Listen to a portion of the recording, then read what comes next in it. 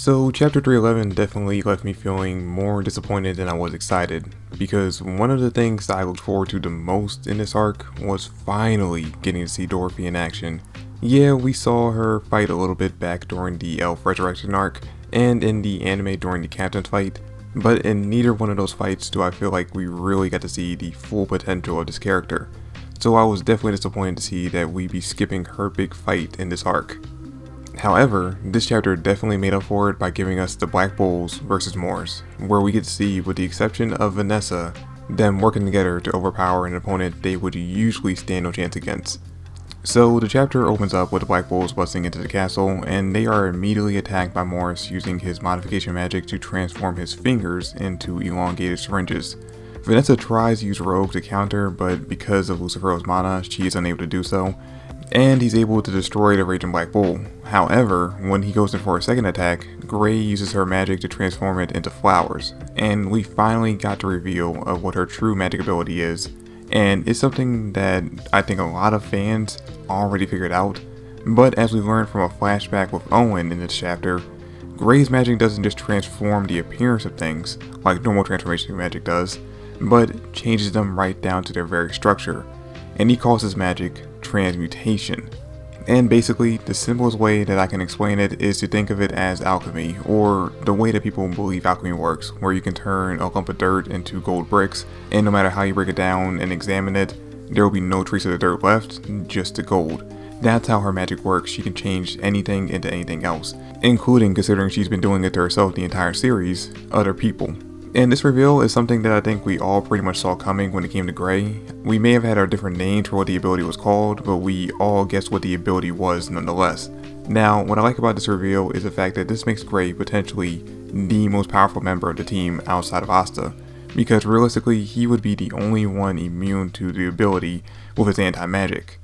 Anyway, Gray's nervousness kicks in during the fight and she begins to get a little bit overwhelmed, but Ghost steps in to back her up by using his magic mirror eye to create clones of her, allowing her to gain the upper hand again. And obviously, since the reveal of how Ghost was the one who saved Gray's life when they were kids, fans have been shipping these two characters together since then, so it's nice to see them working together as a pair in this chapter, no matter how brief it is. But then Morse tries to counterattack by using Presence of the Devil King, just like Dante did to crush them. But this is when we get another flashback to right before the team left for the Spade Kingdom. And in this one, we see Gordon making his grand return to the Black Bulls, declaring that through his training, he's found a way to turn his curses into medicine.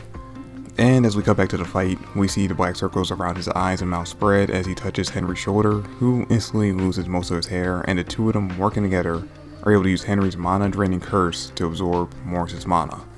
Now, the way this works is that Gordon is able to manipulate the curses people have, seemingly turning the defect from the curse into an ability. It's somewhat similar to what Charlotte did with her curse, but instead of affecting himself, he's using it on others. And what this did was give Henry the ability to freely choose who he drains mana from, instead of taking it from those around him, which makes Morse lose control of the Raging Bull, and Henry uses it to slam him into the ground. Now, this doesn't beat Morse, it really only puts them at a stalemate, but considering how they did against Dante just about 3 days prior, this is a huge feat for these characters. And lucky for them, just as Morse gets back up, he is immediately punched again as we see the rest of the Black Bulls come in, led by Asta to save their captain. And that's where the chapter ends. Now, we don't see Nock at the end of the chapter, so I'm curious as to where he is right now. I would guess he's down below trying to save Yami and William while the others keep Morse distracted.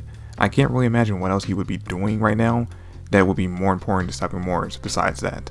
But yeah, this chapter was definitely a big step up in my opinion from the last one, especially because of Gordon and Gray. Finally getting to reveal what Gray's true magic is something I've been looking forward to for a long time now, and now that Gordon has learned how to turn his curses into medicine, he's now filling the role that the Black Wolves have desperately needed in my opinion, the medic.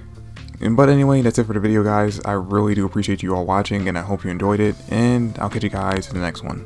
Peace.